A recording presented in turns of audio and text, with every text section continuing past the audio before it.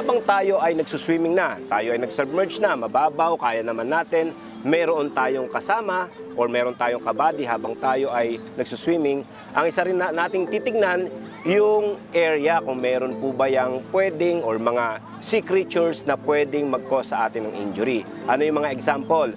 Yung sea urchin. Ano pa yung isa? Jellyfish. Kung halimbawa tayo ay lumangoy, tayo ay nagsuswimming at may nakita tayong jellyfish, ang better na gawin po natin ay huwag muna tayong mag-swimming dun sa area na yon, ahon na po tayo agad para makaiwas tayo sa jellyfish sting. Ganon din naman kung makakita tayo ng sea urchin, huwag na po natin siyang lapitan, huwag na po nating hawakan. Yung jellyfish kasi, isa itong uri ng lamang dagat na parang gelatin yung itsura niya. Actually, transparent. Tapos parang umbrella-like yung shape niya. No? May mga uri nito na sadyang mapanganib kasi poisonous sila, and aside from that, parang may siya. Pag nakagat ka, yung sting niya nagiging lason sa ating katawan, lalo na doon sa, sa skin.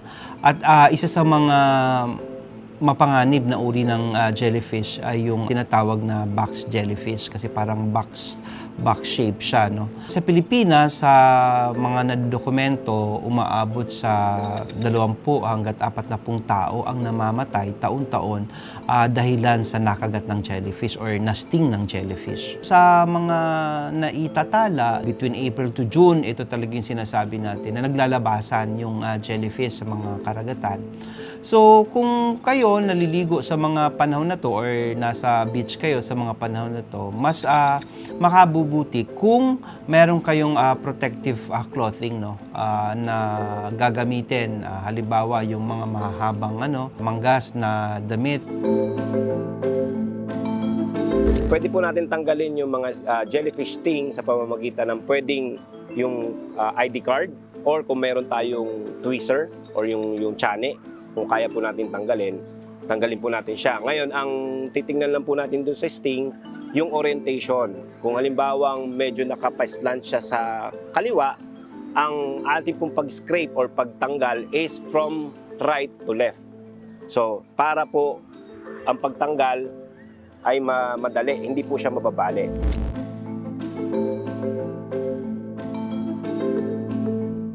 Kapag po tayo ay na-victim ng sea urchin, same po tayo ng procedure na alis na po tayo agad sa tubig, at the same time, i-apply po natin yung mga necessary first aid. Pagdating po sa jellyfish sting, kapag po malaking area ng katawan natin o significant area yung na-jellyfish sting sa atin, punta na po agad tayo sa ospital, especially kung nakakaramdam ang pasyente ng paghirap ng paghinga.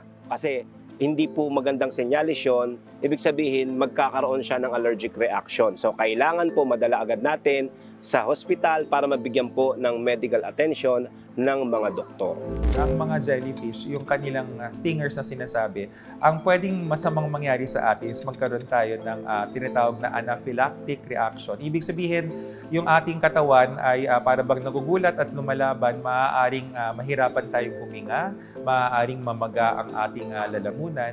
Yun yung pinakamalala na pwedeng mangyari.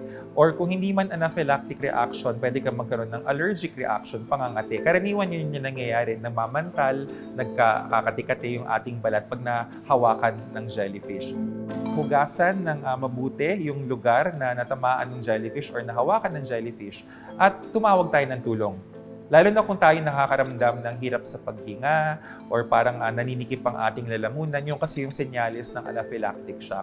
Humingi tayo ng tulong sa ating pinakamalapit na doktor or health center. Para naman doon sa mga pantal-pantal, yung mga maliliit na katikate dahil sa kung di naman tayo hirap huminga, may mga gamot, magtanong rin sa doktor, yung mga tinatawag na antihistamines, yung mga anti-allergy medicine na nakakatulong sila para mapagaling, maalis ang pangangati dahil sa kagat or sting ng jellyfish. Kung maliligo naman po tayo sa mga falls, sa mga bukal, ito po ay kailangan din natin i-consider. Alamin muna din natin yung pinaka-structure ng ating paliliguan kasi sa karamihang mga area na ganyan, may bato yan, mabato sa ilalim. So pwede tayong, kapag halimbawa nag-dive tayo or tayo ay tumalon, pwede tayong tumama sa bato sa ilalim.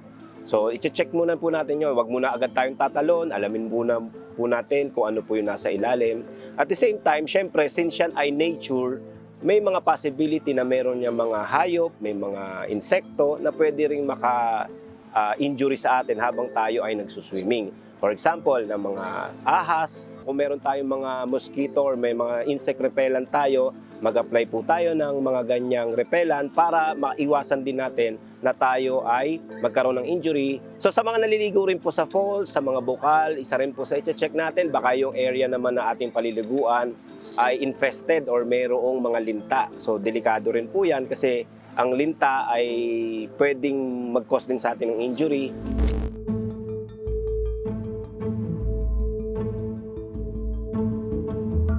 Ako po si Alvin Alas po, isa pong lifeguard po dito sa Morong Star Beach Resort po and Hotel. Lampas na po ng 10 taon po na nagla-lifeguard po dito sa Morong Star. Bilang isang lifeguard po ay tinitiyak po namin na ma-prevent po namin yung pwedeng mangyari po sa guest po. Bago pa siya mangyari, nakakagawa na po kami ng paraan para hindi po sila malunod. Yung safety po ng guest, yun po yung priority po namin bilang isang lifeguard po sa ganito pong beach po.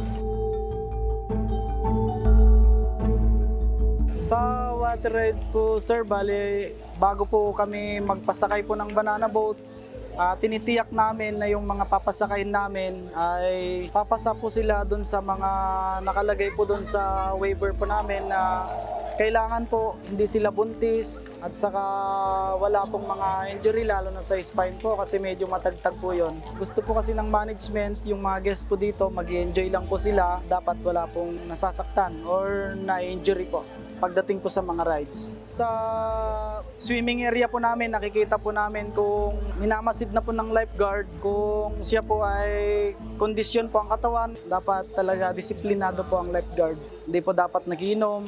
Kailangan po sundin po talaga yung palatuntunan ng isang lifeguard. Kailangan may equipment po na gamit. Dito po kasi sa Morong Star po, meron po kaming nilalagay na boundary po siya. Hindi po sila pwedeng lumampas po doon sa malalim. Meron lang po kaming nilalagay po para doon sa mga hindi marunong na medyo mababaw hanggang dito lang po.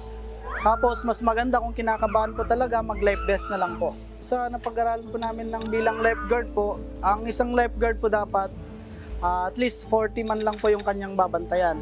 Pero dito po sa Morong Star po, ang ginagawa po namin, 30 dapat isang lifeguard. Pinaunti po namin para mas safe po yung mga turista po na dumadayo po sa amin.